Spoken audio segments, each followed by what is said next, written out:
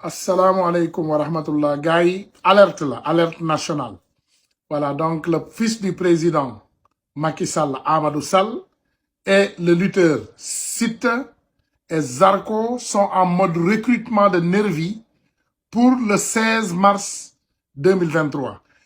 Donc que tous les Sénégalais le savent et soyez prêts à faire face. Gatsa rek. Gaï, mangi len di ziaré. Donc li alerte la.